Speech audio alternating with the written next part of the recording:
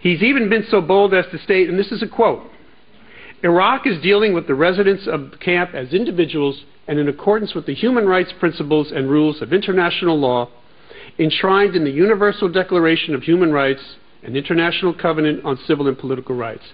This is a blatant lie, especially when you view this in the context of the massacre of 43 innocent civilians just a few months ago and the wounding of well over 1,000, not to mention the recent rocket attacks on the camp. These actions demonstrate the lengths to which Maliki's government will go to justify their current and, more worrisome, their future actions. This statement alone is a clear indication of his intent. Given the conditions in Camp Liberty, most prisons in the civilized world have better conditions than what will exist at Camp Liberty. Yet what crimes have the innocent residents committed? Is it their desire for a normal life, one that for the past 25 years has been void of basic human rights that we all enjoy? Is it their efforts to see a pluralist political system in their home country, one where freedom of speech and assembly exists, and where there is gender equality and a separation of church and state? Is it a crime to want these most basic of human rights? If it is, then we are all criminals.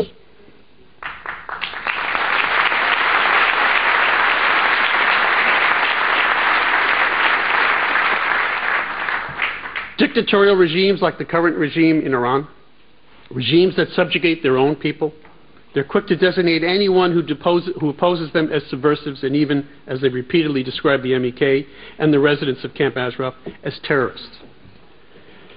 Camp Ashraf has been under the protection of U.S. forces since its residents voluntarily handed over their weapons in 2003 and have been recognized as protected persons and non-combatants under the Fourth Geneva Convention. When the U.S. began its withdrawal from Iraq, that protection was transferred to the Maliki government with assurances that they would continue to treat the men, women, and children there with basic human respect. Instead of treating them in this way, the Maliki regime viewed it as yet another way to demonstrate their homage to the mullahs in Tehran. By blindly agreeing to systematically dismantle, humiliate, and kill the innocent men, women, and children of Camp Ashraf. This is not the act of a civilized nation. This is the act of terrorists. We must not allow Iraq to misuse the MOU recently signed to benefit their continued persecution of a group that only wants what we all deserve: freedom from prosecution and the choice to determine their own futures. Peaceful relocation is not a privilege. It is a basic human right. The international community, but especially the United States, must continue to demonstrate to the Iraqi and Iranian governments that continued mistreatment of the residents of Camp Ashraf is no longer acceptable, that it represents a clear and present threat to the security and safety of innocent civilians and will no longer be tolerated. The UNHCR must be able to perform its duties. The UN, the EU, and Secretary of State Hillary Clinton have all vowed to guarantee their protection during this process. But guarantees to Maliki, and especially to the mullahs in Tehran, are meaningless. And as Mayor Giuliani has accurately pointed out earlier, they only understand one thing: force, strength.